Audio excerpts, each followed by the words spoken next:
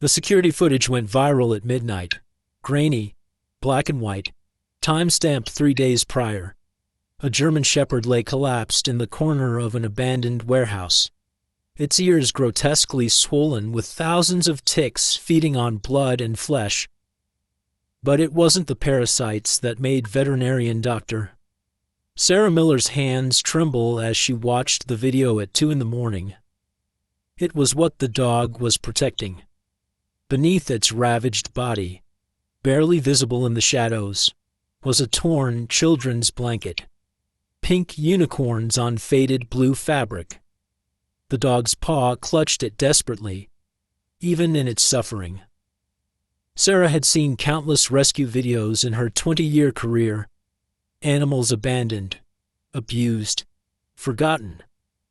But something in this dog's eyes, still alert, still guarding that scrap of fabric, spoke of a story deeper than abandonment. She grabbed her keys. Some calls you answer immediately. Some souls you recognize before you understand why. Before we continue, please leave a like and let me know which city you're watching from. Now, let's get back to the story. Dr. Sarah Miller had built her veterinary practice in Millbrook, Pennsylvania. 15 years ago, the same year, she lost her younger sister Aurora to a rare illness. At 42, Sarah carried that loss in the careful way she held injured animals, in the extra hours she spent with hopeless cases. The small town of 8,000 souls knew her as the veterinarian who never gave up, though few understood why. Millbrook itself was the kind of place where Main Street still had a single traffic light, where the Lutheran church bells marked noon, and where everyone's business became community property within hours. The abandoned Bracken warehouse on Route 30 had been empty since the textile mill closed in 2008, now serving as a grim reminder of better times. Sarah's veterinary nurse, Emily Carter, understood dedication differently. At 35, she wore her auburn hair pulled back severely, her movements efficient but gentle. 2 years ago, she'd lost her service dog to parvovirus, a pain she'd never discussed, but that showed in how she held vigil with critical cases, unwilling to let another soul slip away alone. Nathan Brooks, the clinic's youngest staff member at 28, brought a different perspective. Growing up in Pennsylvania's foster system had taught him that abandonment came in many forms. He'd bounced between 7 homes before aging out, finding solace in animals who never asked about his past. His keen eye for details others missed made him invaluable during examinations. The town's animal rescue network operated through Grace Anderson, a 45-year-old volunteer who seemed to know every stray within 50 miles. Grace ran the monthly adoption fairs from the Presbyterian Church parking lot, her silver hair always escaping from its bun as she hauled crates and bags of dog food. She kept her personal life private, deflecting questions with practiced ease. And then there was Walter Hayes, though Sarah hadn't met him yet. At 78, the Vietnam veteran lived alone in a craftsman house near the creek. His only companion, a 2-year-old German shepherd he'd named Aurora after the northern lights he'd seen during a military tour in Alaska. Walter had trained her himself, teaching her everything from basic commands to sensing his medical episodes. These lives, seemingly separate, were about to converge around one suffering dog whose story would reveal that in Millbrook, no one's pain existed in isolation. And sometimes the most profound connections remained hidden until crisis brought them to light. Sarah's pickup truck cut through the October darkness, headlights sweeping across empty fields as she navigated toward the Bracken warehouse. The GPS showed 3 minutes remaining, but her mind was already there, preparing for what she'd find. She'd called Emily and Nathan from the road. Both had insisted on coming despite the hour. They'd meet her there with the emergency kit.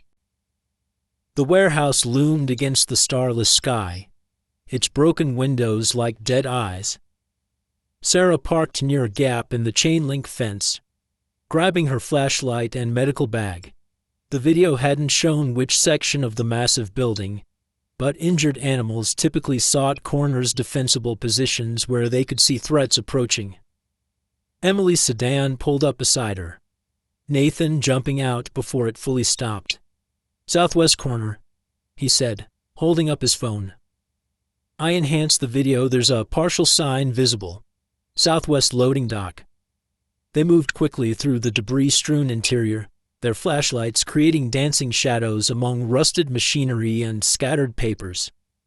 The smell hit them first: infection, decay, and something else Sarah recognized from her years of practice: the peculiar scent of an animal that hadn't given up. They found Aurora exactly where Nathan had predicted, but the video hadn't captured the full horror. The ticks weren't just on her ears, they'd spread down her neck, clustered so thickly that the dog's actual ear shape was obscured. Blood seepage had stained the concrete beneath her. Yet her eyes tracked their approach, alert and wary, her body still curved protectively around that pink and blue blanket. "Dear God," Emily whispered, dropping to her knees beside her kit. "How is she still conscious?" Sarah approached slowly, speaking in the low, rhythmic tone she'd perfected over 2 decades. "Hey there. Brave girl. We're here to help." The dog's tail moved, not quite a wag, more an acknowledgement. When Sarah reached for the blanket, Aurora's weak growl stopped her. "Leave it," Sarah said quietly. "She needs it." Nathan was already on his phone. "I'm calling for the large carrier. We can't separate her from whatever she's protecting." He paused, his voice dropping. "Sarah, treating this level of infestation, the blood loss, possible disease transmission, we're looking at thousands in treatment.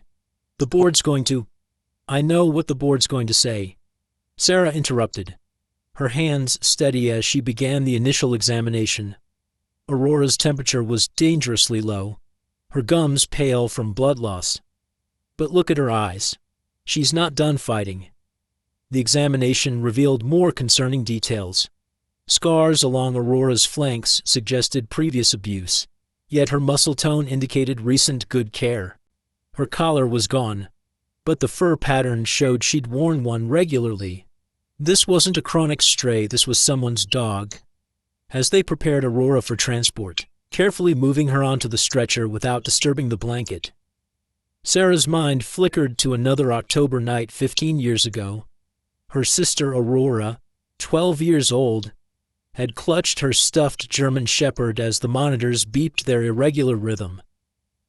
"She's still fighting," their mother had said then, though everyone knew the battle was lost.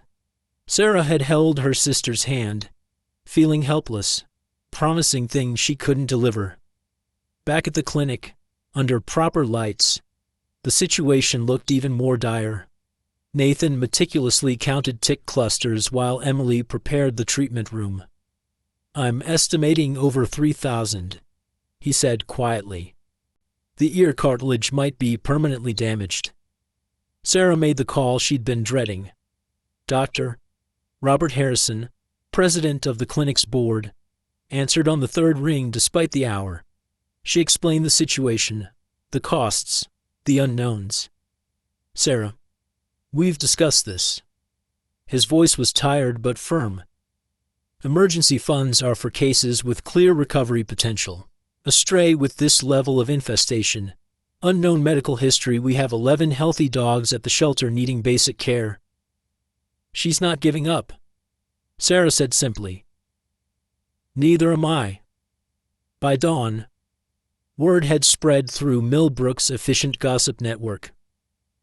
The first Facebook post appeared at 6 a.m., dividing the town immediately. Some called Sarah a saint. Others questioned spending resources on a lost cause when the shelter was overcrowded. Margaret Henley, whose poodle had been on the waiting list for subsidized dental work, was particularly vocal about misplaced priorities. But as Sarah worked through that first critical day, she noticed something odd. Aurora's behavior didn't match a abandoned dog's profile. When doors opened, her head lifted hopefully. When voices echoed from the reception area, she struggled to rise. She wasn't waiting to die, she was waiting for someone specific. She was waiting to be found. Nathan Brooks had developed a meticulous system for documenting rescue animals, photographing every scar, marking, and distinctive feature. On the morning of day 4, as Aurora lay sedated for her second tick removal session, he noticed something that made him pause. A faint tattoo inside her right ear, partially obscured by tick damage but still visible. WH-2022-AURORA. Sarah, you need to see this, Nathan called, his voice tight with discovery. He'd already pulled up the local registration database on his tablet. This isn't a stray. She's registered to Walter Hayes, 1847 Creek Road. Sarah's hands stilled on Aurora's fur. Walter Hayes. She knew that name. Everyone in Millbrook did. The Vietnam veteran who walked his German Shepherd along Main Street every morning at precisely 7:30. Who bought his coffee black at Delaney's Diner. Who attended every town council meeting but never spoke. Emily grabbed her phone, fingers flying across the screen. Within minutes, she'd found what they'd missed in their focus on Aurora. Local news from 3 weeks ago, she said, her voice dropping. Walter Hayes, 78, found unconscious in his home after suffering a stroke. Neighbor discovered him after 2 days when mail piled up. Critical condition. Transferred to regional medical. The pieces clicked into place with sickening clarity. Aurora hadn't been abandoned, she'd been searching. For 3 weeks.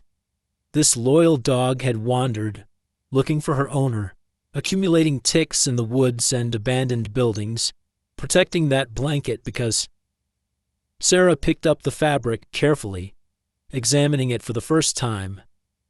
A small label in the corner read, Millbrook Children's Center. She was bringing something back to him, Nathan said quietly, or keeping something safe that mattered to him. Before they could process this revelation, Dr. Harrison walked through the door, his expression grave. Behind him stood 2 other board members, Margaret Fuller and James Chen. Sarah's stomach tightened. Impromptu board visits never meant good news. We need to discuss Aurora's case, Harrison began without preamble. The preliminary blood work is back. Sarah took the report he extended, her heart sinking as she read. Positive for parvovirus, the deadly gastrointestinal disease that killed 80% of untreated dogs. Higher in cases with compromised immune systems. Treatment would require intensive care, isolation protocols, and thousands more in costs. This changes everything, Margaret Fuller stated, her accounting background evident in her crisp tone. We're now looking at potentially $10,000 for a dog whose owner is hospitalized and may never be capable of care again. The ethics committee, Walter Hayes is a veteran. Emily interrupted, surprising everyone. My father served with him in Vietnam. 3rd Battalion, 9th Marines. Walter saved 12 men during the Tet Offensive, including my father. Her voice grew stronger. If we can't help his dog search for him, what kind of community are we? Harrison's expression softened slightly, but his position remained firm. Emily, we all respect Walter's service, but the clinic has fiscal responsibilities. We have 32 animals currently needing care. If Aurora's treatment depletes our emergency fund, it won't deplete the fund, Emily said quietly, because I'll cover it. The room went silent. Sarah stared at her nurse, the woman who drove a 15-year-old Honda and brought lunch from home every day. My mother passed 8 months ago, Emily continued, her hands clasped tightly. She left me her life insurance, $40,000. She always said I was too careful with money, too afraid to take risks on what mattered. She looked directly at Aurora, who even sedated seemed to sense the tension in the room. 2 years ago, I lost my service dog Max to parvo because I waited 12 hours to start treatment, worried about the cost. I've regretted it every day since. James' chin shifted uncomfortably. Emily, we can't accept. You're not accepting anything. I'm paying a private veterinary bill for services rendered. That's perfectly legal and ethical. Emily's tone brooked no argument. Sarah treats Aurora. I pay the costs. The board's emergency fund remains untouched. Harrison looked between them, calculating. And if Walter can't take Aurora back, if he's permanently incapacitated, then we'll address that when it happens, Sarah said, finding her voice. But Walter Hayes is fighter. So is Aurora. They deserve the chance to fight together. The board members exchanged glances. Margaret Fuller, ever practical, raised another concern. The parvovirus isolation protocol means converting our entire back ward. Other emergencies. I'll manage the isolation myself, Nathan volunteered. Overnight shifts, monitoring, cleaning, whatever it takes. Harrison studied them all, Sarah's determination, Emily's resolution, Nathan's commitment. Behind them, Aurora stirred slightly, a small whimper escaping as she dreamed, her paw still touching the children's blanket. You have 1 week, Harrison finally said. 1 week to show improvement. If Aurora's condition deteriorates, if she's suffering without hope of recovery, we revisit euthanasia. And, Emily, he turned to the nurse. I'm requiring you to speak with our staff counselor about this decision. Grief spending isn't healthy. After the board left, the three stood in silence around Aurora's treatment table. The weight of what they'd committed to settled over them. Treating parvovirus in a dog already weakened by blood loss and tick-borne disease was like fighting 3 wars simultaneously. The virus would attack Aurora's intestinal tract, causing severe dehydration and bloody diarrhea. Her compromised immune system would struggle to respond. Many dogs simply gave up. Sarah began preparing the IV lines while Emily gathered the medication's antibiotics, anti-nausea drugs, fluids for hydration. Nathan started converting the isolation ward, hanging plastic sheeting and setting up the sanitization stations. We need to tell Walter, Sarah said suddenly. He's at Regional Medical, 40 minutes away. Someone should. I'll go, Emily said. This afternoon, after we stabilize her.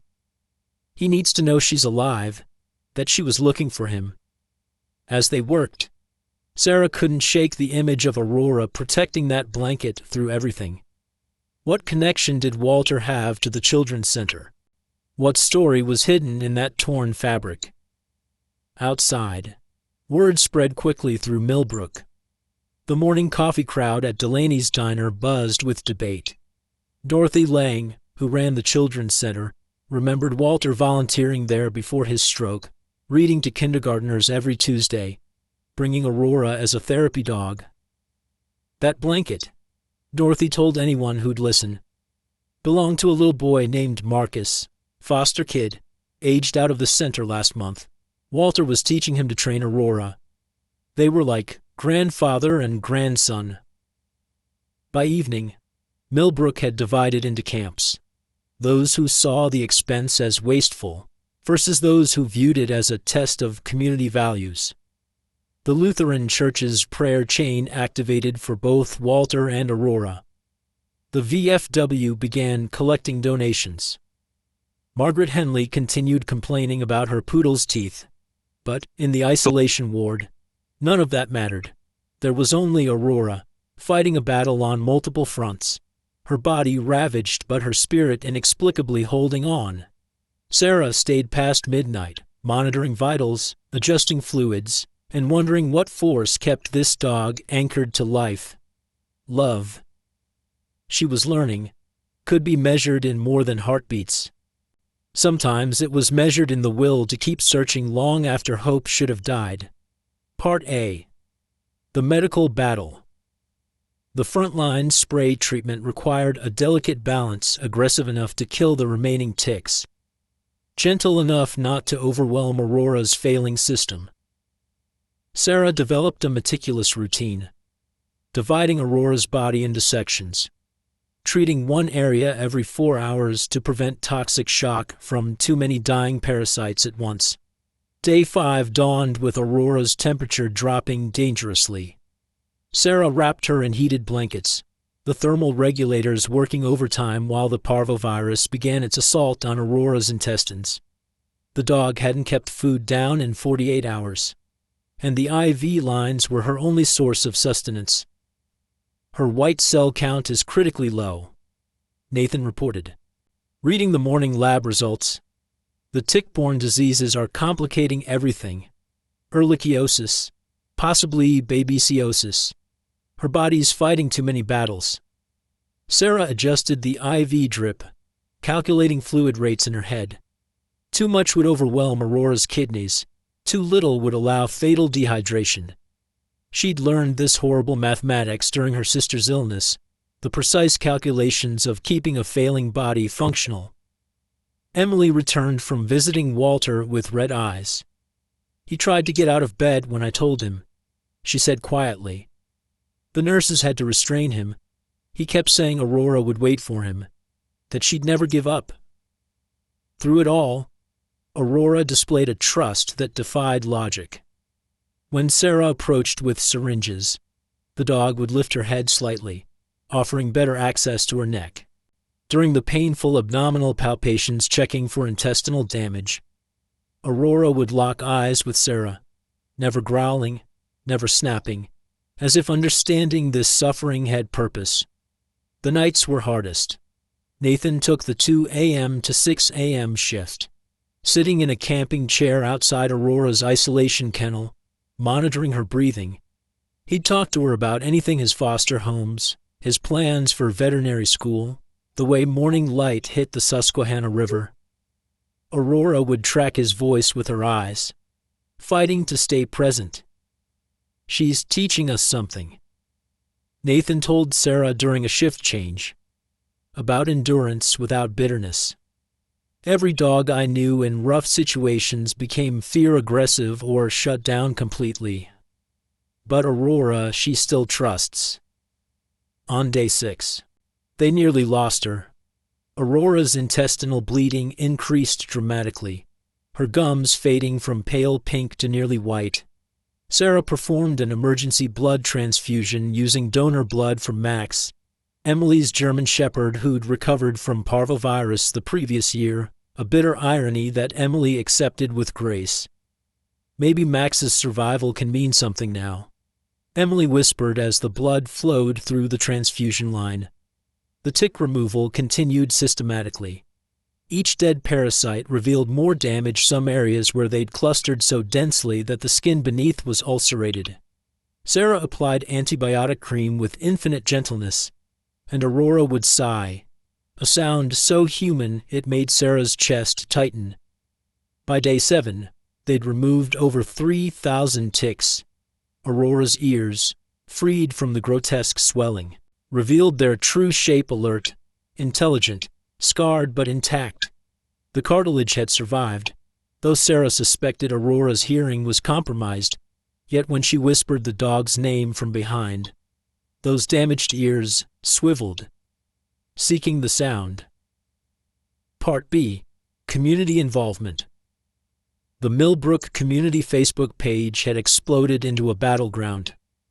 Karen Mitchell posted hourly updates from her position across from the clinic, photographing every visitor, every supply delivery.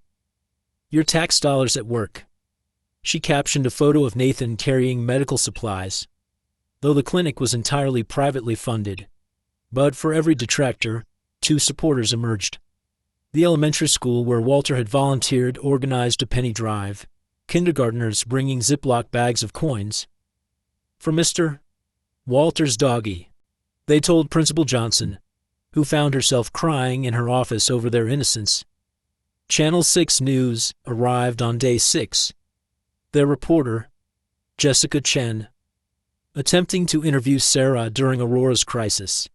Sarah's terse, "She's dying. I don't have time for this." became the clip that played repeatedly, her exhaustion and dedication visible in equal measure. The VFW transformed into Aurora's unofficial support center. Veterans who'd never spoken about their service found themselves sharing stories about the dogs of war, the German shepherds who'd detected mines, who'd stood guard during impossible nights, who'd carried messages through enemy fire. Walter's friend, Tom Bradley, revealed that Walter had worked with military dogs in Vietnam, training them for patrol duty. He had a gift. Tom told the growing crowd at Delaney's diner. Dogs would do anything for Walter. He said they understood honor better than most humans. The controversy reached the town council meeting on day 7. Margaret Henley demanded an investigation into the clinic's resource allocation, but when she finished her complaint, old Father McKenna from St. Joseph's stood up, his 80-year-old frame trembling with indignation. "I've lived in Millbrook for 60 years, he said, his Irish accent thickening with emotion. "We've always been a town that understood the difference between price and value. That dog spent 3 weeks searching for her owner. If we can't match that loyalty with our own, we've lost something more valuable than money." The room erupted in applause, drowning out Margaret's rebuttals. Mayor Patricia Hayes, no relation to Walter, called for order, but her own eyes were wet. Local businesses began contributing. Jameson's Pet Supply delivered food and medical supplies, refusing payment. The Quilting Circle created blankets for Aurora's kennel. Even Margaret Henley's son, Derek, secretly dropped off a $100 donation, telling Emily, "Don't tell Mom." The children from the center where Walter volunteered created a banner, "Get well, Aurora. Love from your reading buddies." Dorothy Lang brought it to the clinic herself, along with a revelation that stunned everyone.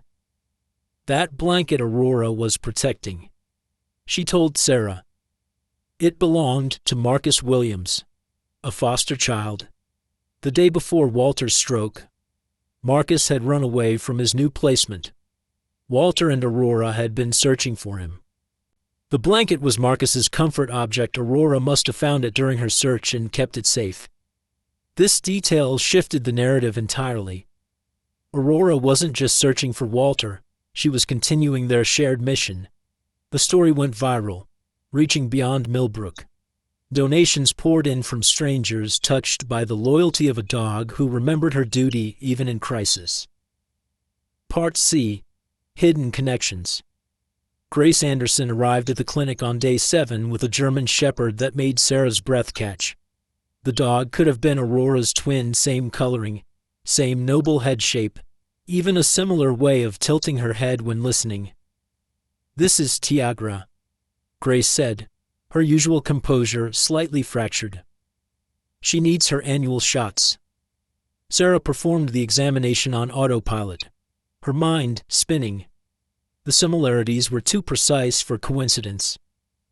When she found an identical star-shaped birthmark on Tiagra's left shoulder, the same mark Aurora bore, she knew.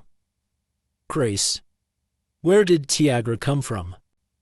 Grace's hands twisted in her lap. The woods behind Bracken Warehouse. About a year ago. She was about a year old, abandoned, pregnant. Lost the puppies due to malnutrition. Her voice dropped. I always wondered if there were siblings. Nathan quickly drew blood for DNA testing, though they all knew what it would confirm, but it was Emily who noticed the deeper connection. Grace, she said carefully, you've been volunteering in Millbrook for 5 years, but nobody knows where you came from before that. Grace stood abruptly. I should go. Wait. Sarah said, intuition prickling. You knew Walter would volunteer at the center. You made sure Tiagra was never at adoption events when he was there. The room went silent. Grace's shoulders sagged. Walter Hayes is my father, she whispered. I left home 20 years ago after Mom died. We had differences about her care, I blamed him for not trying experimental treatments. He said I was prolonging her suffering. She laughed bitterly. I've been back 5 years, and he doesn't even know. I've watched him from afar, making sure he was okay. Emily gasped. You were Grace Hayes. You changed back to your mother's maiden name, Anderson. Grace nodded, tears flowing freely now. When I saw the news about Aurora, about him being in the hospital, I kept Tiagra away because I knew he'd recognize the bloodline. He bred German Shepherds before Mom got sick. Aurora and Tiagra must be from the same lines. Maybe from dogs he placed with other families who didn't care properly for them. Sarah processed this revelation. Grace, he needs to know you're here. I can't, Grace said. Not after all this time. Not when he's fighting for his life. Nathan, ever practical, had been researching on his tablet. The DNA results won't be back for days. But look at this. He showed them a photo from the Millbrook Gazette archives, dated 4 years ago. Walter at the dog park with a German Shepherd that died last year, Aurora's mother. According to the obituary he placed, same star birthmark. The connections were undeniable. These dogs were family, just like the humans orbiting around them, all broken, all searching, all connected by threads they hadn't seen. Sarah made a decision. We're bringing Tiagra to visit Aurora, through the isolation glass. No contact, but if they're siblings, if that connection exists, it might help. Grace hesitated. The parvovirus risk. Tiagra's vaccinated and has natural immunity from her previous exposure when she lost her puppies. And Aurora needs something to fight for beyond waiting. They arranged the meeting for that evening. As they prepared, Sarah couldn't shake the feeling that they were orchestrating something larger than medical treatment. These weren't just animals and humans crossing paths. These were souls finding their way back to each other through loss and loyalty. When Tiagra was brought to the isolation ward's viewing window, Aurora's response was immediate. For the first time in days, she tried to stand, her weak legs trembling but determined. The two dogs pressed against their respective sides of the glass, whimpering in recognition. They know, Nathan whispered. They know each other. Grace stood frozen, watching her dog comfort her father's dog. The family reunion she couldn't bring herself to have playing out through their animals. Sarah saw it then, how healing sometimes came sideways, through the creatures we loved when direct connection felt impossible. Day 10 arrived with a storm that matched the crisis building inside the veterinary clinic. At 3 a.m, Aurora's monitors began their terrible symphony, heart rate erratic, blood pressure dropping, temperature plummeting despite the heating pads. Sarah had been sleeping in the break room when Nathan's urgent call shattered the silence. She's crashing, he said simply, and Sarah was running before he finished speaking. Aurora lay on her side, her breathing shallow and labored. The parvovirus had won its war of attrition, destroying her intestinal lining faster than her body could repair it. Blood seeped from multiple points, and her eyes, those brave, trusting eyes, were beginning to glaze with the terrible distance that preceded death. Start another fluid bolus, Sarah ordered, her hands moving automatically even as her mind raced through possibilities. Increase the antiemetic dose. Get Emily here now. Nathan was already dialing. Outside. Thunder crashed as if the sky itself was protesting. Sarah inserted another IV line, Aurora too weak to react to the needle. The dog's pulse was thready, barely palpable. Come on, girl, Sarah whispered. Don't quit now. Walter needs you. Emily arrived within 15 minutes, hair wild, still in pajamas under her raincoat. She took one look at the monitors and began preparing syringes without being asked.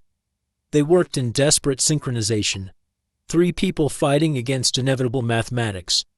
At 5 a.m., Dr. Harrison arrived unbidden. Word had somehow reached him. Perhaps Nathan's emergency supply request had triggered alerts. He stood in the doorway of the isolation ward, his expression grave. "Sarah," he said quietly, "you need to consider—" "No." Sarah cut him off. "Not yet. She's suffering. The blood work shows complete intestinal failure. Her kidneys are shutting down. This isn't medicine anymore, it's prolonging agony." Sarah's hand stilled on Aurora's fur. She knew he was right. Every medical parameter screamed that Aurora was dying. But something in the dog's eyes, barely visible but still present, held her back. "2 more hours," Sarah bargained. "Give me until 7. Harrison's phone rang. He answered, his expression darkening. Walter Hayes just disconnected his IV lines at Regional Medical. He's attempting to leave against medical advice. Security is struggling to restrain him. He keeps saying he needs to get to Aurora. The weight of that statement hung in the air. Emily spoke first.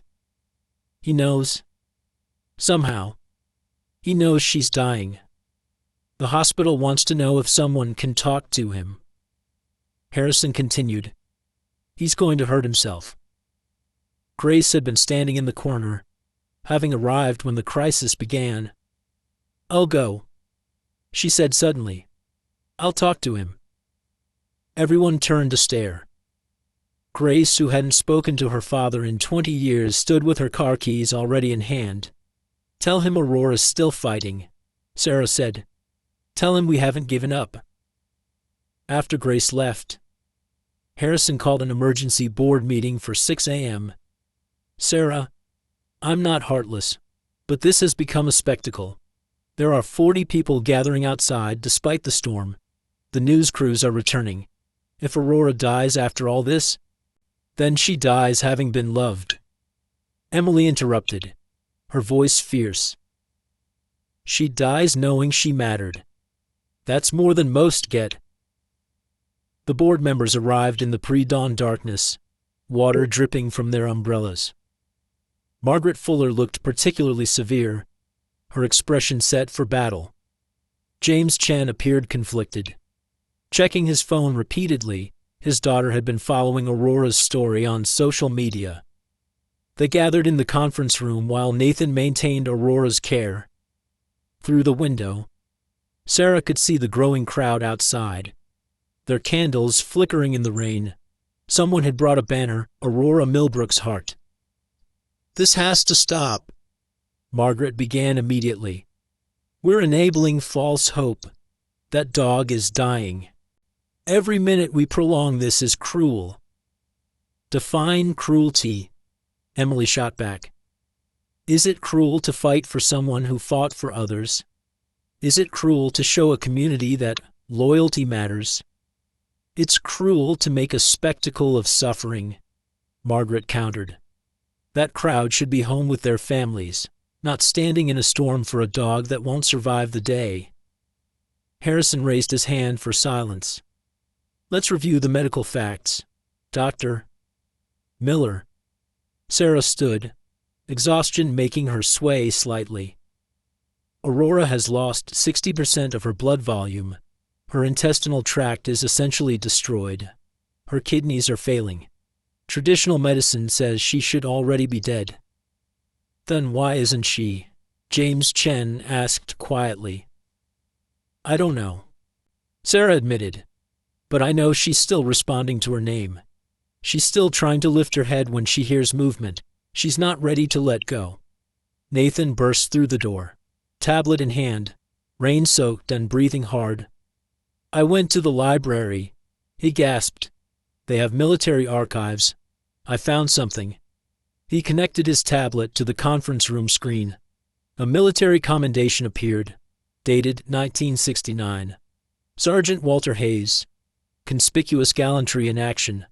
During the assault on Hill 461, Sergeant Hayes repeatedly exposed himself to enemy fire to rescue wounded Marines. Despite severe injuries, he successfully extracted 12 men from the kill zone. Nathan swiped to the next document. The list of men he saved. His finger pointed to one name.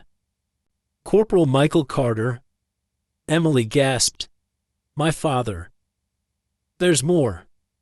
Nathan continued, swiping through documents. Private Thomas Chen. James Chen's face went white. My uncle. He died when I was 10. But he always talked about the sergeant who saved him in Vietnam. Nathan pulled up another document. After the war, Walter trained search and rescue dogs. He personally trained over 40 dogs that went on to save lives in disasters. The Oklahoma City bombing. 9/11 Hurricane Katrina. Walter's dogs were there. The room was silent except for the rain hammering the windows. Finally, Margaret Fuller spoke, her voice softer. What are you suggesting? I'm suggesting, Nathan said, that a man who spent his life saving others, whose dogs continued his mission, deserves to have us fight for his dog the way he fought for everyone else. Emily stood, her voice breaking with passion. My father died of cancer 5 years ago. In his final days, he talked about Walter Hayes constantly. How Walter didn't just save his life, he carried him for 2 miles through enemy territory. My father was delirious. Keep saying, tell Walter I waited. Tell him I didn't give up. She turned to face the board directly. Aurora walked for 3 weeks looking for Walter. She protected that blanket because it mattered to him. She's waiting for him the same way my father waited with faith, that loyalty means something. Harrison's phone buzzed. He answered, his expression shifting. Grace is with Walter. He's agreed to stay at the hospital if... He paused. If we promise not to euthanize Aurora while he's away. He says he needs to be the one with her if... When? Margaret Fuller removed her glasses, wiping them slowly. Dr. Miller, is there anything at all we haven't tried? Sarah's mind raced. Traditional medicine had failed, but connection, she'd learned, had its own power. There's one thing. It's not medical protocol. Some would call it sentimental foolishness. What? Harrison asked. Tiagra, Aurora's sister. We've kept them separated because of contamination risks. But Tiagra has immunity. She's fully vaccinated. And... Sarah took a breath. Aurora responded to seeing her through glass. What if physical presence, actual contact with family, could give her something to fight for? That's not medicine, Margaret said, but her tone lacked its earlier edge. That's hope disguised as treatment. Sometimes, Emily said quietly. Hope is treatment.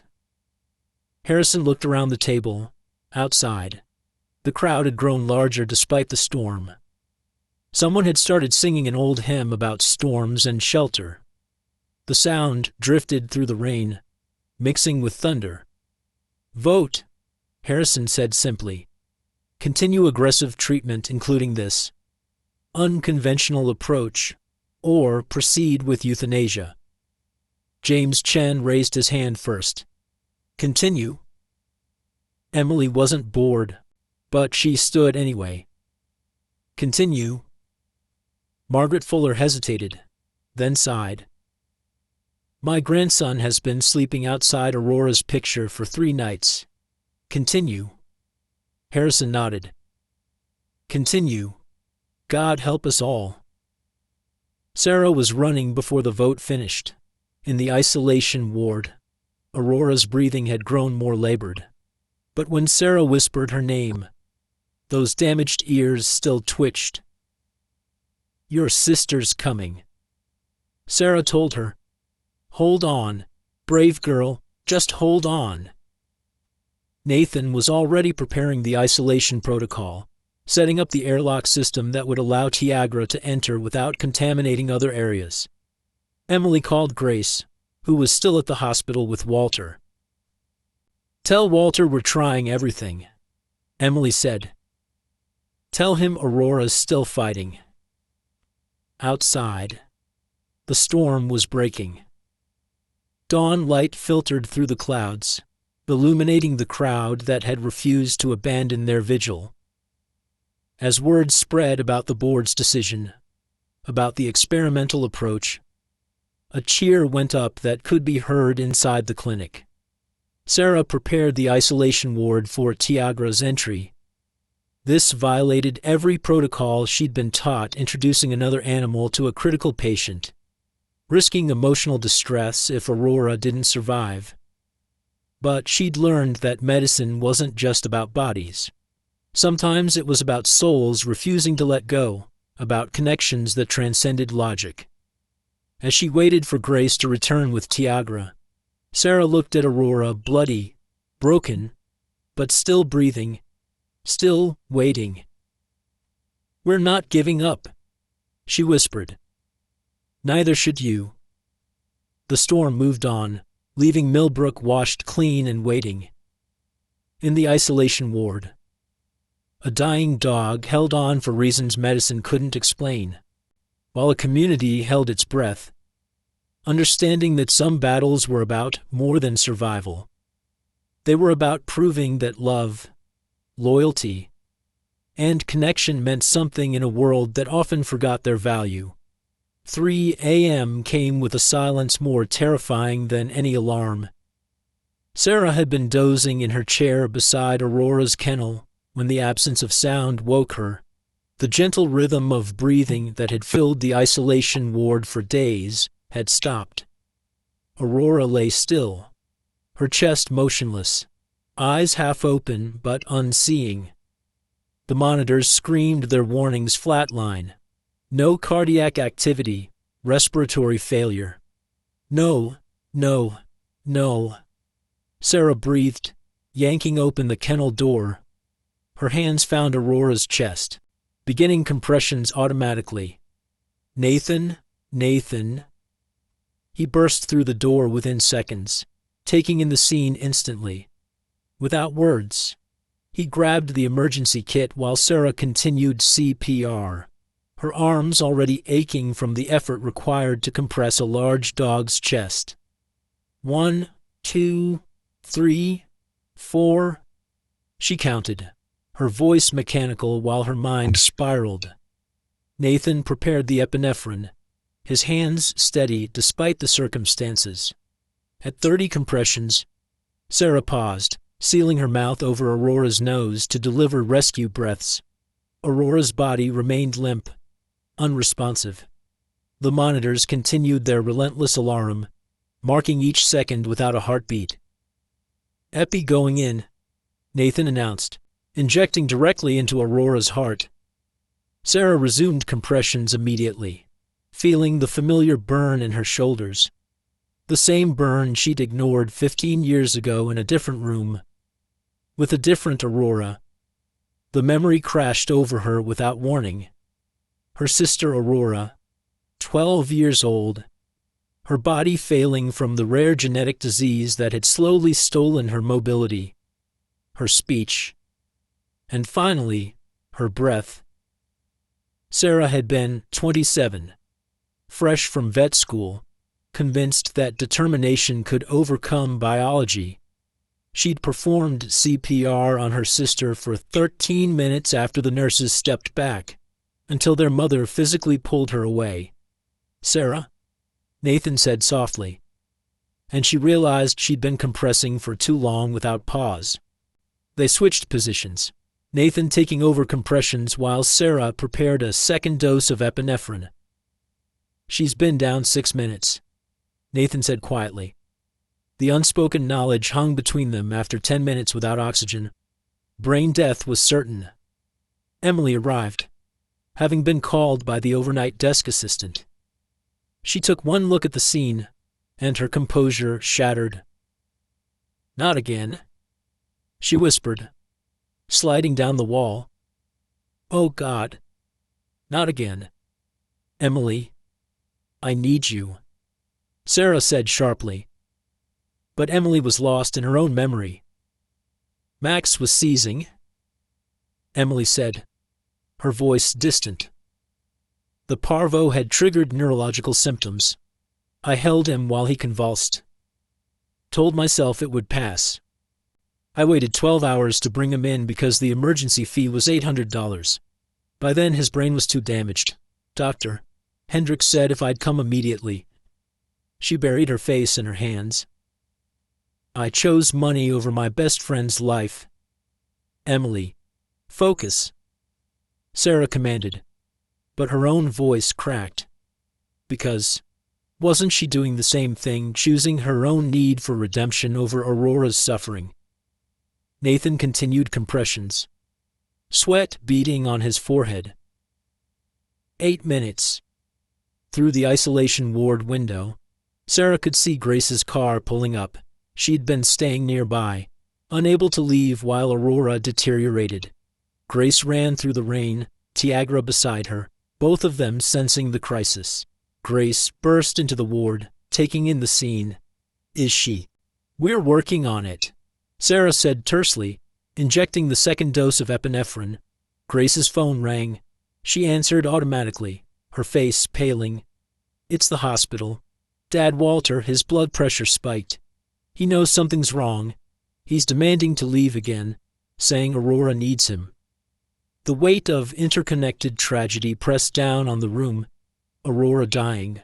Walter potentially stroking out from stress. Emily paralyzed by past trauma. And Sarah performing the same futile ritual that had failed to save her sister. 10 minutes, Nathan said softly. Sarah looked down at Aurora's still form. The dog who'd searched for 3 weeks, who'd protected a child's blanket through agony, who'd trusted them through every painful treatment. One more round, Sarah insisted, taking over compressions again. Her arms screamed in protest, but she continued. She survived the tics, the parvo, the blood loss. She doesn't get to quit now. Sarah, Nathan said gently. Her pupils are fixed. There's no corneal reflex. Sarah knew what that meant. Brain death. Everything that made Aurora herself, her loyalty, her courage, her love for Walter was gone. She was compressing a body, not saving a life. But she couldn't stop. Stopping meant admitting failure. Stopping meant facing another Aurora's death, accepting that love and determination weren't enough to hold back mortality. Grace stepped forward, Tiagra straining on her leash toward the table. Let her say goodbye. Grace said quietly. Let Tiagra say goodbye to her sister. Sarah's compressions faltered. Emily had crawled closer, her hand reaching out to touch Aurora's paw. Nathan stood ready with more epinephrine that they all knew wouldn't work. Doctor? Miller, Grace said, and for the first time, her professional composure completely cracked. I need to tell you something. About Walter. About why I left. Sarah didn't stop compressions, but she listened. 20 years ago, my mother was dying of cancer. Grace continued, tears streaming. I wanted to try experimental treatments, fly her to specialists, anything. Walter said no. He said she'd asked him to let her go peacefully, not to let me turn her final months into a medical experiment. Grace's voice broke. I accused him of giving up on her, of choosing the easy path. I said terrible things, that he was relieved she was dying, that he was too cheap to pay for treatments. The last words I said to my father were, "You killed her." The room was silent except for the sound of compressions and the monitor's continued alarms. I became a veterinary volunteer to prove him wrong.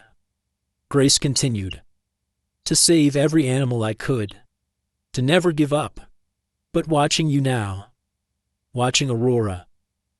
She stopped, struggling for words. Sometimes fighting isn't kind. Sometimes letting go is love. Sarah's arms stopped. She stood there, hand still on Aurora's chest, trembling. My sister begged me to stop, Sarah admitted, the words ripping from her throat. During CPR, she was conscious for a moment. She looked at me and mouthed, "Please stop." But I didn't. I kept going until they pulled me away. I thought I was fighting for her, but I was fighting for myself. To not feel helpless, to not accept loss. Nathan quietly turned off the monitors. 12 minutes had passed. Emily stood slowly, approaching the table.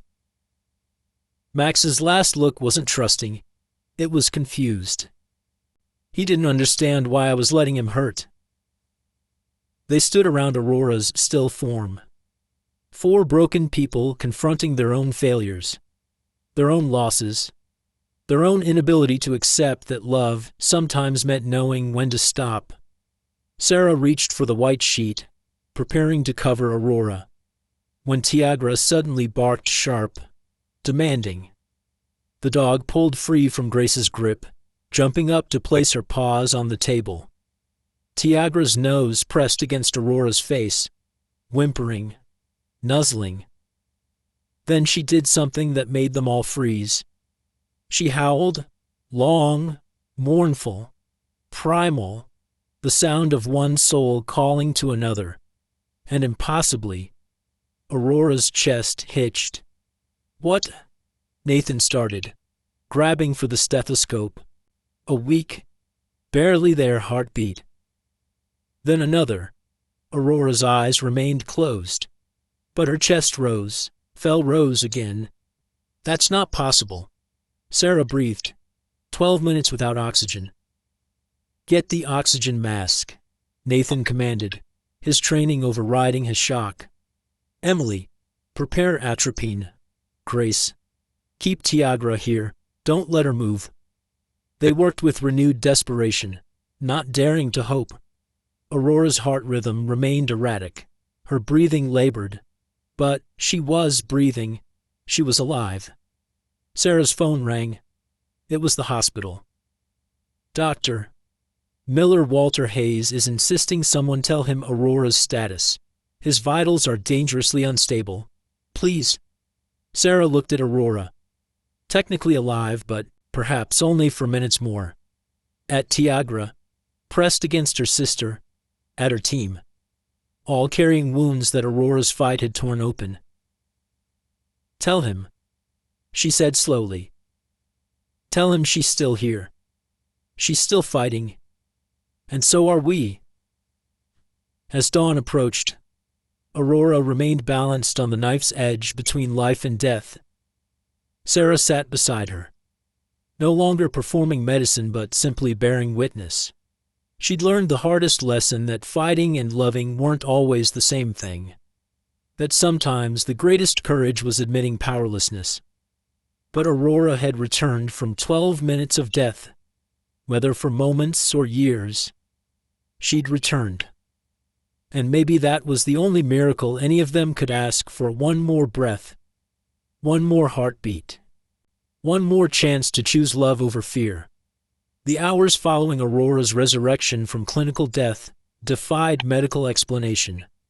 Sarah had moved Tiagra into the isolation ward permanently. Protocol be damned. The 2 dogs lay pressed together, Tiagra's steady heartbeat seemingly regulating Aurora's erratic rhythm. Every time the staff tried to separate them, Aurora's vitals would crash. "It's physiologically impossible." "Doctor," Harrison said, studying the monitors at 6 a.m. 12 minutes without oxygen should have caused massive brain damage. But her reflexes are intact. Her pupils are reactive. "Look at them," Emily interrupted, pointing to the dogs. Tiagra lay with her head across Aurora's neck, and whenever Aurora's breathing grew labored, Tiagra would nudge her, triggering a deeper breath. "They're synchronized. Tiagra's keeping her sister alive." Nathan had been researching frantically. There are documented cases of cardiac arrest survivors with minimal brain damage after extended downtime, but they're usually in hypothermic conditions. Aurora was warm. This shouldn't be happening. Sarah sat beside the kennel, exhausted beyond measure.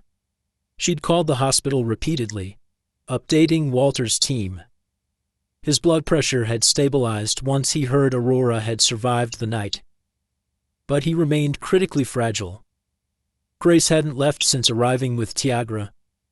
She sat across from Sarah, both women watching the impossible scene, one dog teaching another how to breathe, how to maintain a heartbeat, how to stay.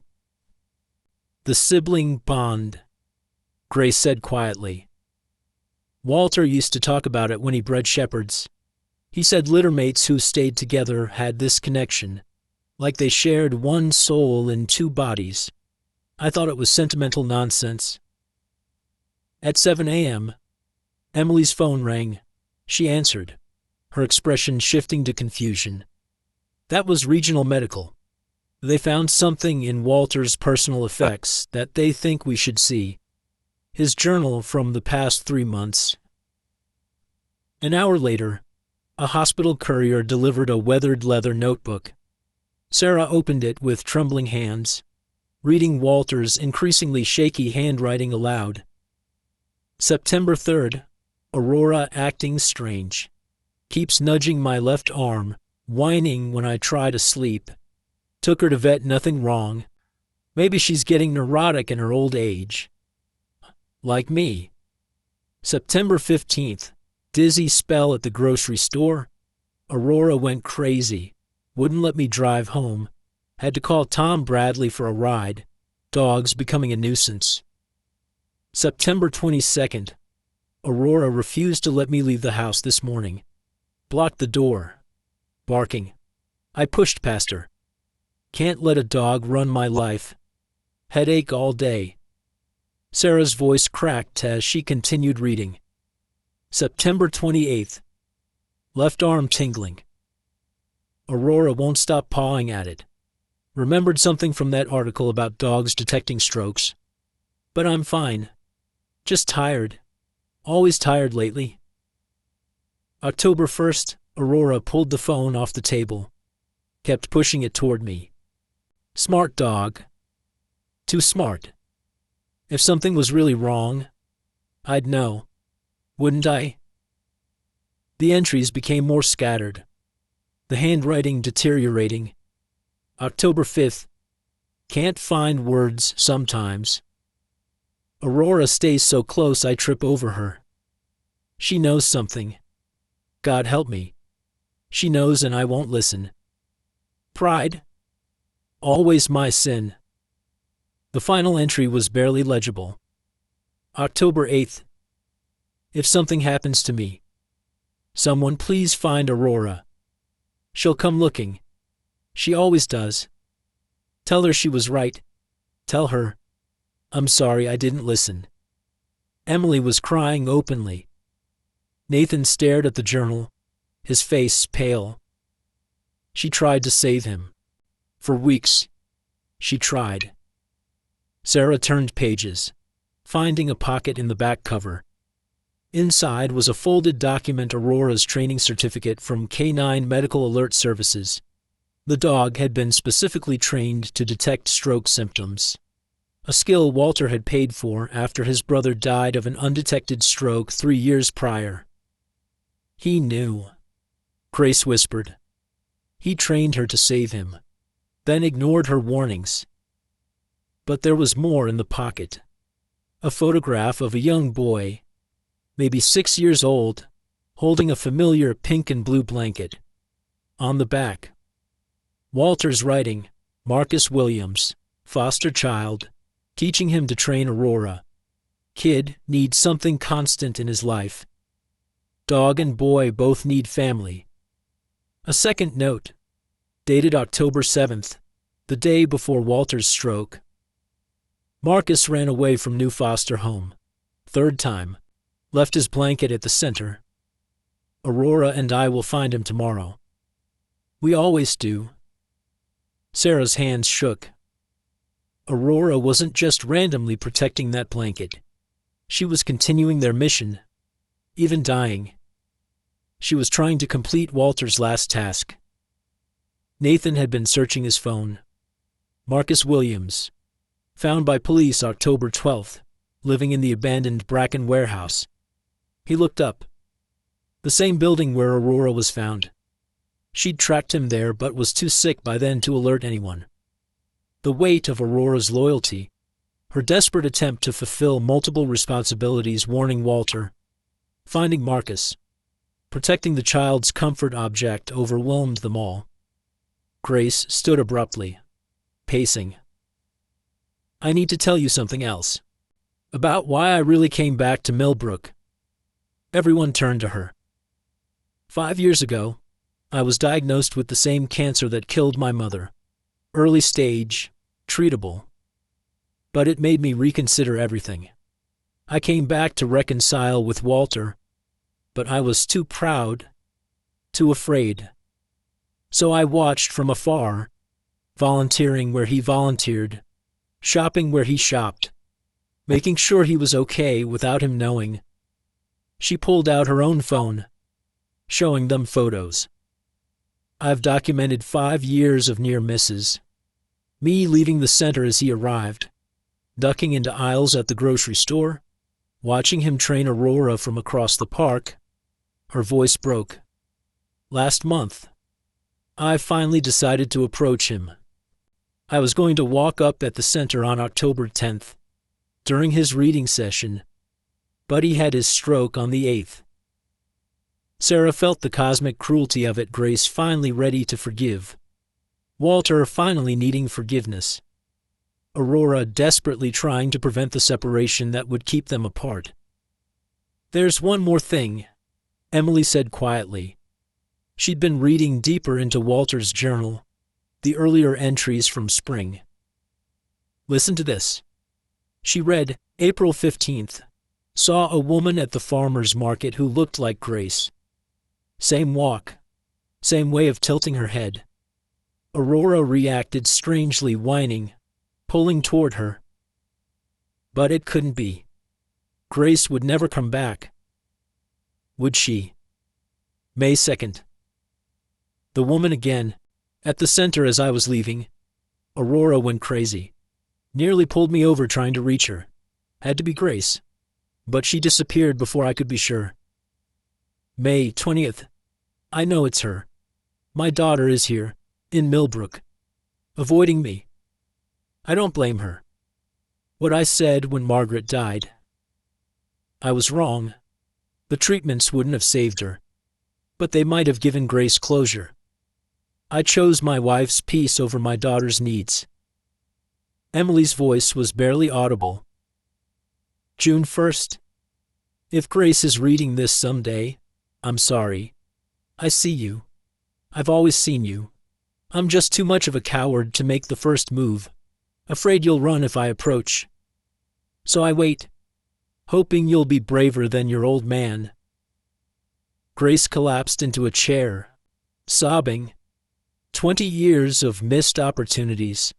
5 years of mutual cowardice. Both father and daughter circling each other, afraid to bridge the gap their pride had created. Sarah stood, looking at Aurora and Tiagra, still entwined. They found each other. She said softly. The dogs found their way back.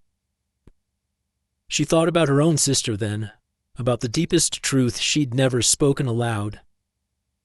My sister begged for a dog her entire illness. She said it would help her fight, give her a reason to stay strong. But my parents said no, it would be too painful when she died. Too complicated with the medical equipment. Sarah's voice grew stronger. The day before she died, Aurora, my sister, made me promise something. She said, "Save the ones who want to fight. Give them what I couldn't have." I became a vet because of that promise. She looked at Aurora, the dog still breathing against all odds. I've been trying to give this Aurora what my sister never got a chance to fight with someone who believed in her. But I got it backwards. My sister didn't need a dog to teach her to fight. She needed one to teach her it was okay to let go when surrounded by love. Nathan spoke into the profound silence. So what do we do now? Sarah looked at each of them, Emily carrying the guilt of Max's death, Grace carrying 20 years of estrangement, Nathan carrying the wounds of abandonment, herself carrying the weight of a sister's last wish misunderstood. We tell the truth, Sarah said. All of it. To Walter, to the community, to ourselves. Aurora, both of them deserved truth. That's all any of us really want, isn't it? To be seen, known, and still loved. Grace pulled out her phone. I'm calling the hospital. I want to talk to my father. Emily stood. I'm going to find Marcus Williams. He should know Aurora saved his blanket, that Walter trained her to find him. Nathan began preparing Aurora's morning medications. She's going to live, he said with quiet certainty. After everything we've learned, she has to live. Sarah sat back down beside the dogs. Tiagra looked up at her with those intelligent shepherd eyes, as if to say, We knew all along. We were just waiting for you to understand. Aurora's breathing had steadied. Her heart rate, while still weak, had found rhythm. The miracle wasn't just that she'd survived 12 minutes without oxygen. It was that she'd held on long enough for all these truths to surface, for all these broken connections to be revealed. The rising sun flooded the isolation ward with golden light. Outside, the morning shift was arriving, unaware that inside, the real healing had finally begun, not just of a dog's broken body, but of the human hearts that had been broken much longer. Recovery phase. The morning of day 14 marked a turning point no one had dared hope for. Sarah arrived at the clinic to find Aurora sitting up in her kennel, Tiagra beside her, both dogs alert and watching the door. For a moment, Sarah couldn't move, afraid any sudden action might shatter the impossible scene. Aurora, she whispered. The dog's tail moved, not quite a wag, but an intentional movement of recognition.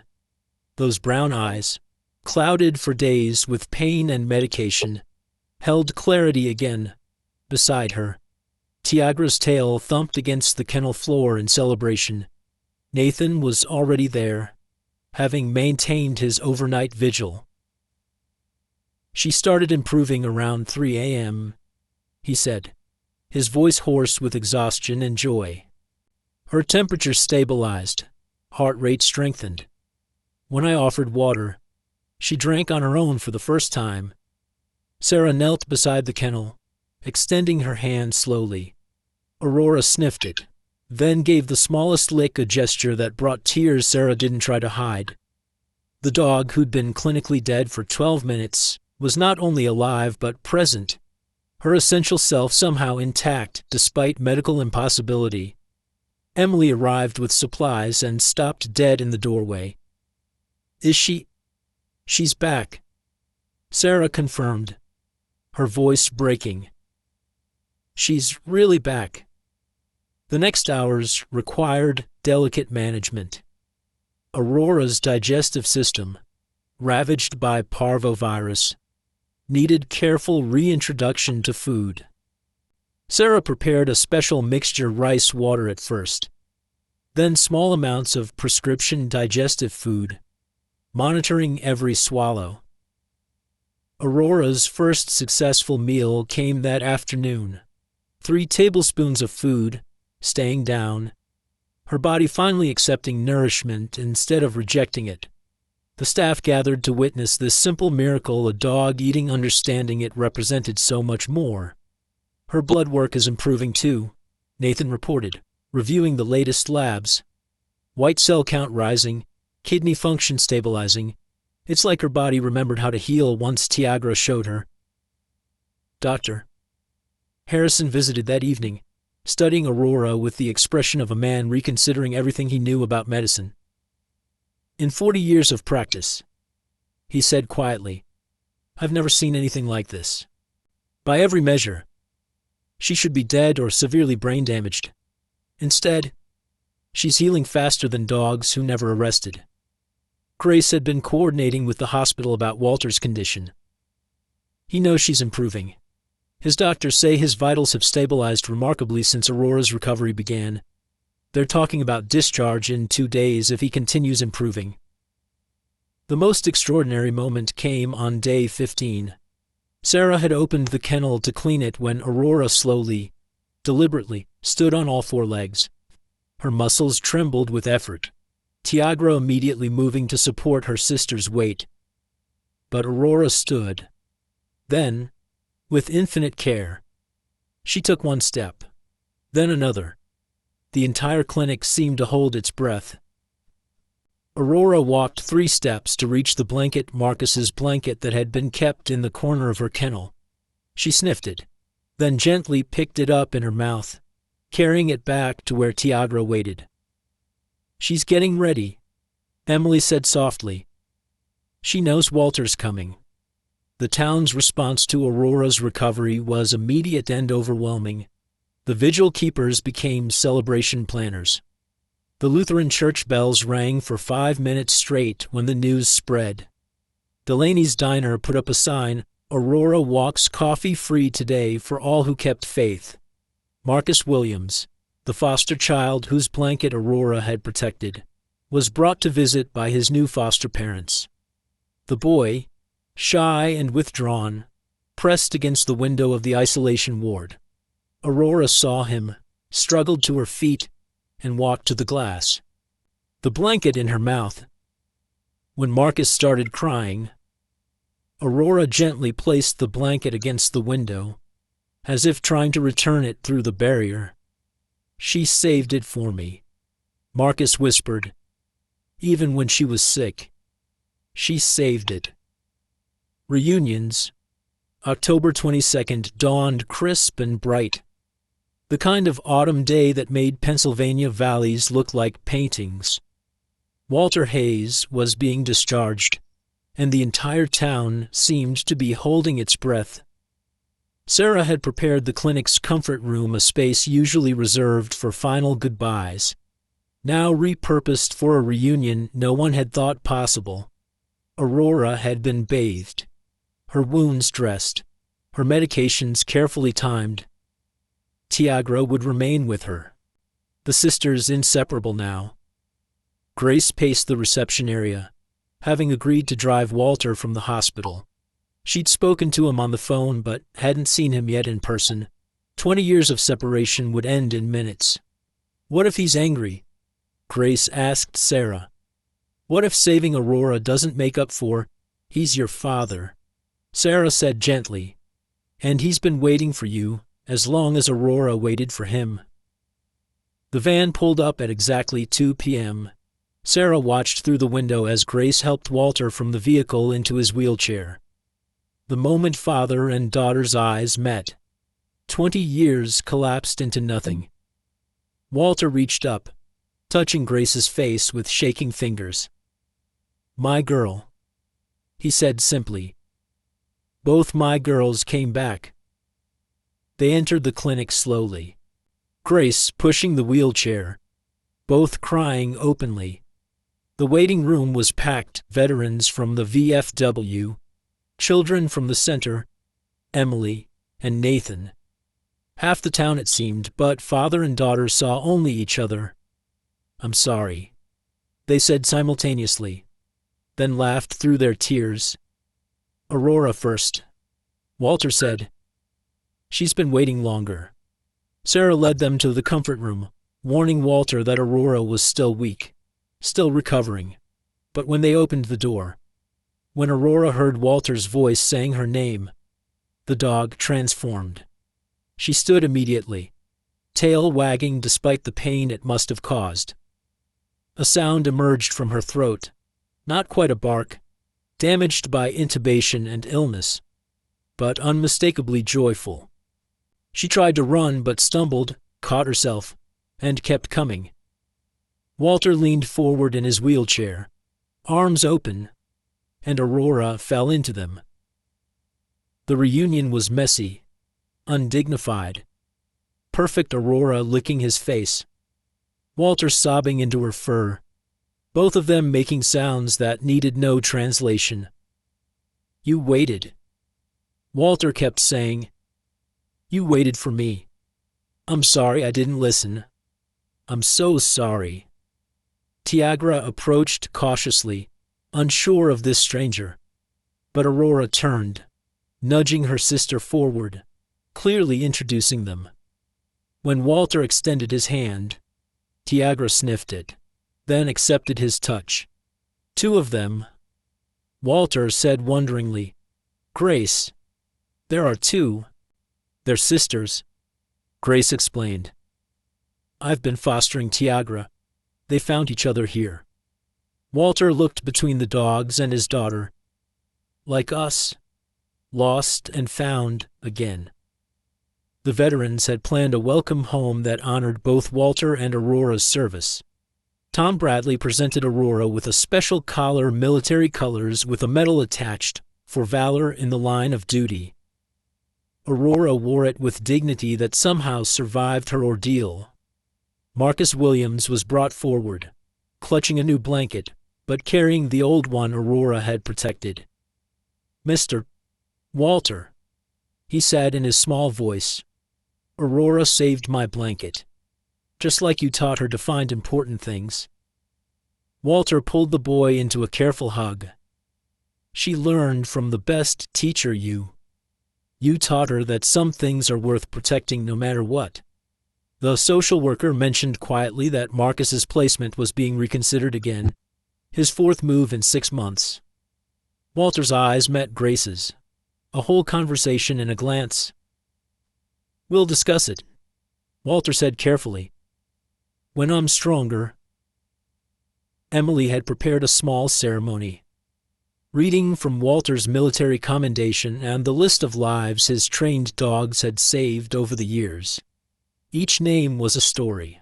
A family kept whole because Walter had taught dogs to be heroes. But the greatest heroism, Emily concluded, was Aurora's refusal to give up on the people she loved, even when her body had every reason to quit. New beginnings. 6 weeks later. Thanksgiving arrived with Aurora strong enough to walk the 3 blocks from Walter's house to the clinic for her checkup. The transformation was remarkable, her coat glossy again, her eyes bright, the tick damage to her ears hidden by regrown fur. Tiagra trotted beside her. The sisters now officially adopted together by Walter. The legal arrangements had been complex but swift. Grace had moved back home, ostensibly to help Walter recover, but really to recover 20 years of lost time. Marcus Williams had been placed with them as an emergency foster, though everyone knew it would become permanent. The boy and the dogs were inseparable. Aurora teaching Marcus the loyalty she'd learned from Walter. Sarah had established the Aurora Fund with the overwhelming donations that had poured in from around the world as the story spread. The fund would ensure no animal would be euthanized at their clinic for financial reasons if the will to fight remained strong. Nathan had been accepted to veterinary school, his application essay about Aurora's case earning him a full scholarship. "She taught me that medicine isn't just science," he'd written. "It's about recognizing the connections that science can't measure." Diet. Emily had finally begun therapy to address her grief over Max, using her inheritance to establish a program providing emergency veterinary care for low-income families. Max's Memorial Fund had already saved 12 animals in its first month. The monthly gathering at the Children's Center had become a town tradition. Aurora and Tiagra would lie patiently while children read to them, their presence teaching lessons about resilience, loyalty, and love that no book could capture. Marcus, once silent and withdrawn, now led the reading sessions with confidence, born from being chosen by a dog who'd chosen hope over surrender. But the true miracle revealed itself 1 year later, almost to the day of Aurora's first rescue. Sarah was reviewing files when her phone rang. It was Grace, her voice tight with controlled panic. "Sarah, Aurora's acting strange. She won't let Dad rest. Keeps pawing at his left arm, whining. Just like, bring him in immediately," Sarah commanded, though she knew this wasn't veterinary territory. "Call 911 on the way." The paramedics found Walter in the early stages of another stroke, caught in the golden window where intervention could prevent catastrophe. Aurora had detected what human senses couldn't: the subtle chemical changes, the imperceptible shifts that preceded crisis. "She saved him," the emergency doctor told Grace later. "Another hour and we'd have been looking at major damage or death. That dog bought him the time that saved his life." The local news interviewed Walter from his hospital bed, Aurora beside him despite regulations, Tiagra standing guard at the door. "People ask me if I rescued Aurora," Walter said, his voice strong despite the close call. "Truth is, we rescued each other. That's what family does." The story could have ended there. But life, like Aurora's recovery, continued past the dramatic moments into something richer. Spring came with Aurora and Tiagra racing through Walter's garden, their joy infectious.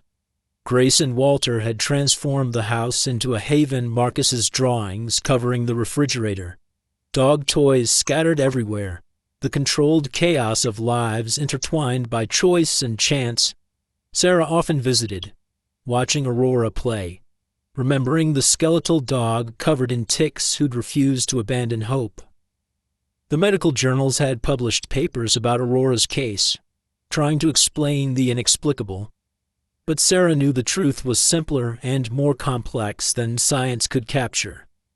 Love, stubborn, illogical, unrelenting love had kept Aurora searching for Walter. Love had brought Grace home. Love had given Marcus a family. Love had taught broken people that breaking didn't mean ending. On the anniversary of Aurora's rescue, the town held its first Aurora Day, celebrating not just a dog's survival, but a community's discovery that fighting for each other, even when logic argued against it, was what made them human. Aurora, wearing her metal collar, sat between Walter and Grace, Tiagra beside them, Marcus reading to a crowd of children. The dog who'd suffered alone had become the heart of a family that proved some bonds transcend blood. Some loyalties survive any trial, and some loves are worth every battle to preserve. As sunset painted Millbrook golden, Aurora lifted her head, those once damaged ears catching some sound only she could hear. Her tail wagged, her eyes bright with the contentment of a soul who'd found its way home, bringing others with her into the light. "I need to tell you something. When I first heard about Aurora, this dog eaten alive by ticks, still searching for her owner, I thought it would be another rescue story, the kind that makes us feel good for a moment before we scroll past. But Aurora taught me something I'd been running from my whole life. Family isn't just blood. It's the veteran who trains rescue dogs because he couldn't save everyone in war. It's the nurse who empties her mother's inheritance to save a stranger's dog. It's the daughter who returns after 20 years, circling her father like Aurora circled that warehouse, both too proud to come home until crisis forced their hand. We spend so much time defining family by who shares our genes. But Aurora knew better. She recognized Tiagra as sister through glass and quarantine. She claimed Marcus's blanket as sacred before she'd even met the boy. She detected Walter's stroke when machines couldn't, because gratitude creates a frequency only love can hear. That's what breaks me about this story. Aurora never questioned whether her suffering earned her the right to quit. She just kept choosing connection, kept believing someone would come, kept protecting what mattered. Maybe that's all family really is, choosing to keep showing up, even when everything hurts.